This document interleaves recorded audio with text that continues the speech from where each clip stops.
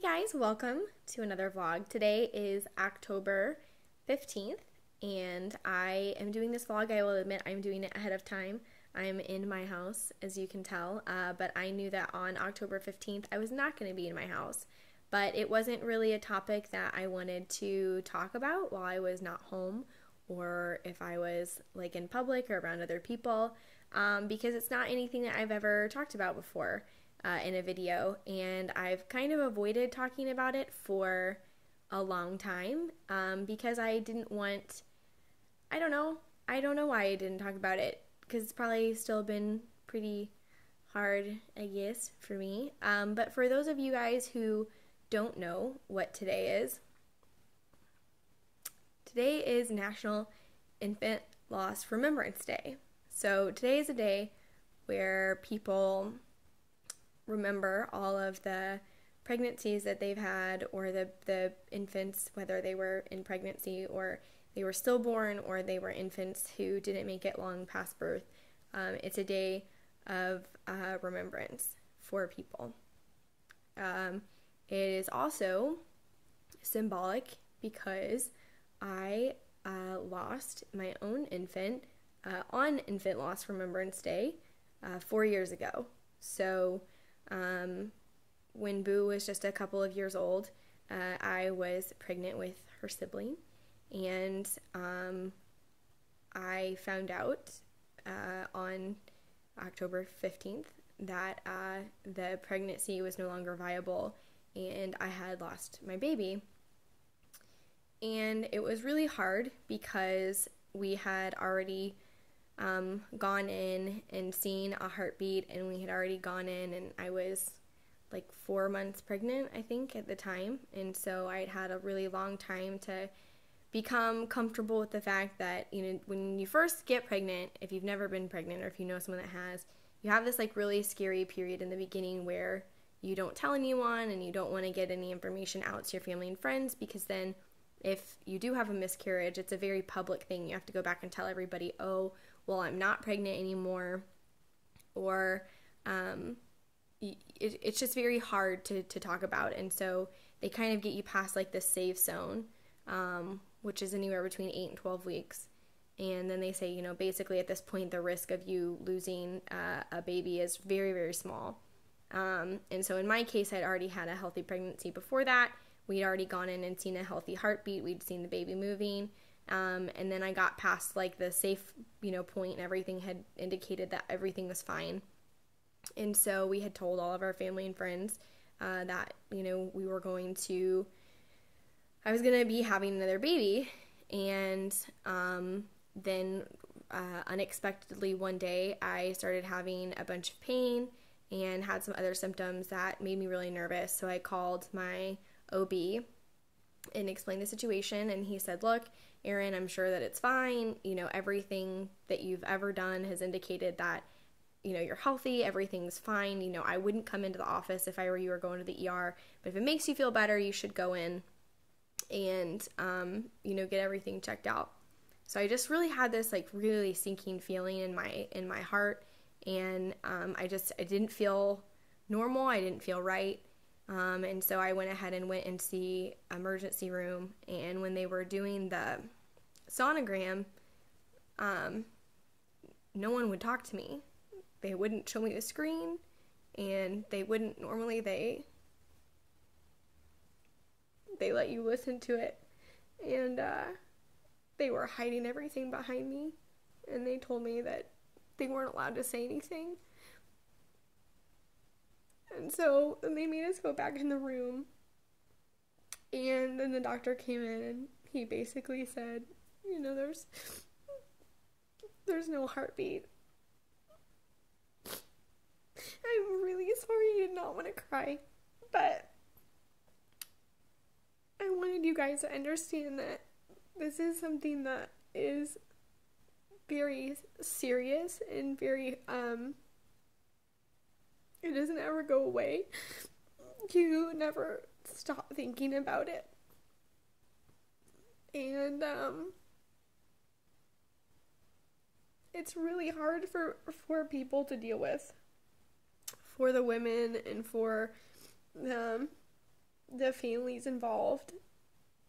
And it's very heartbreaking. And it's especially hard because there's a loss that you have that you never have closure for. You don't get an explanation of why. And you don't get a funeral. You don't get to say goodbye. And it's very hard. It's very hard for people to lose children. And I've talked about Extra Life before and about why it means so much to me. Because I see these kids and I see them sick.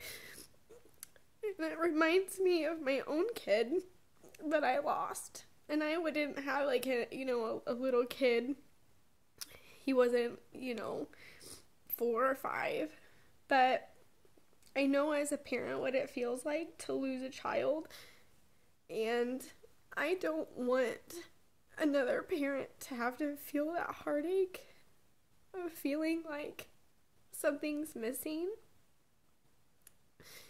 So I thought today was like a good day to talk about it. And I thought today would be a good day for me to,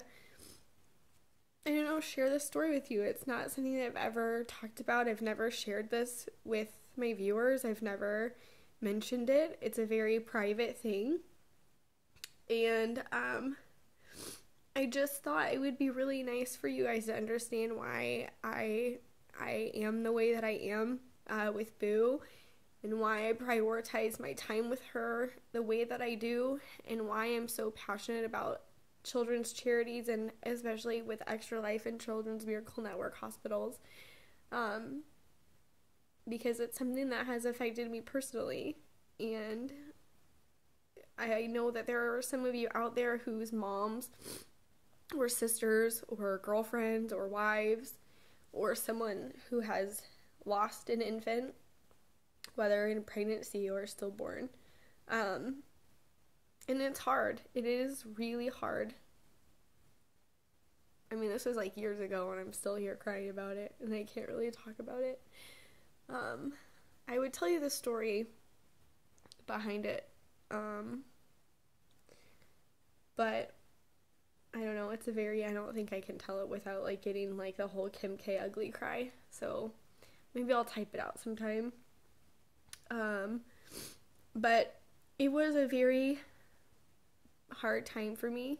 I had to go back and explain to all of my family and friends why I was no longer pregnant, and I had to go through the actual surgery, which is called a DNC.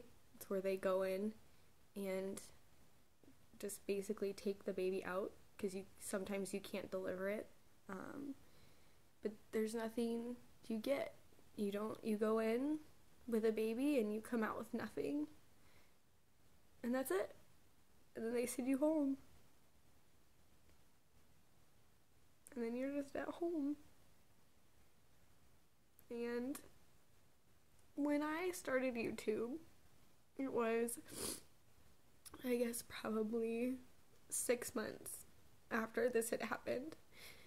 And for a long time, it was really hard for me to feel like I could, like, smile or laugh.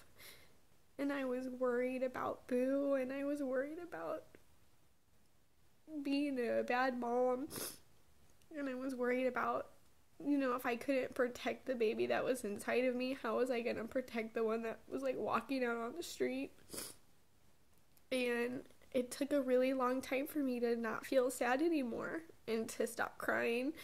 I cried every day for a really long time. And YouTube was one of the things that, in gaming, it was one of the things that made me feel like me again. And it was one of the things where people started sending me nice messages, obviously not knowing what happened, and just made me feel that love again and the hole that I felt started being filled with you guys. And I felt like I could have a different purpose. And I felt like I could be compassionate and motherly towards people. And I could help people. And then now I'm here. Obviously, there are many life events that happened in that time. You know, I got divorced and stuff, and I don't really want to talk about that. But, yeah, if you know someone who has gone through that, you should send them a kind note. Not even about that. Don't bring it up, maybe, because they already know what day it is. And it's really hard. It's probably hard enough. But just to, like, maybe send them a message saying I'm thinking about you. That would be really nice, I think, if you know someone who has done that. And hopefully it kind of explains to you guys why I'm so passionate about Extra Life and helping those kids, because I don't want someone to go through what I went through. And when you guys are asking me about depression and understanding what it's like to feel really sad, trust me, I've been there, and I have felt really sad for a long time. And if I can get over that, I think you can too. I think the pain of losing a child is very severe, and if you can be whole again, and if I can be whole again, then there's not a reason why you can't either. So, man, I cried more than I want to in this video. But I just thought, after so many years of doing YouTube and letting kind of this anniversary go by, that I would say something about it. And I would tell you guys kind of about it and share that with you. I don't want to talk about it anymore. One time is enough. But I hope that you guys get it. I'm sorry, probably most of you have cried, and I'm sorry. I didn't want you to cry. Because I want everyone to be happy. Because I'm happy now. I'm crying. Obviously, I'm sad in this second. But in overall, my life has still turned out very good. And Boo and I have a very great life, and I love her very much. Please don't joke around about me having more kids, because it hurts, and people do that sometimes, and I don't like it. But yeah, I've been doing this to my arm the entire time because it's a nervous thing. And when I get upset, you guys can see it, I get hives. So, I have now hives. Because I am crying in a video. Like an adult. So, now you know, I get hives, and that's why I'm itching my arm, because I'm getting hives, because I get hives when I get upset. So anyway, I hope you guys understand that I love you all very, very much, and I very much appreciate all of the support that you've given me over the past years, because they did help fill a very deep hole in my heart. And I hope you send nice messages to people today, and you appreciate your mothers, and you listen to them. And if you have children, you hug them very tightly. And if you don't have children and you don't have anything to do, I hope you donate to Extra Life or to the March of Dimes, because those are both charities that help kids. The March of Dimes specifically for infant loss. So thank you guys for watching my longest vlog, my saddest vlog, but probably my most important one. It's a big part of my life that I haven't shared before. So I'm gonna go eat some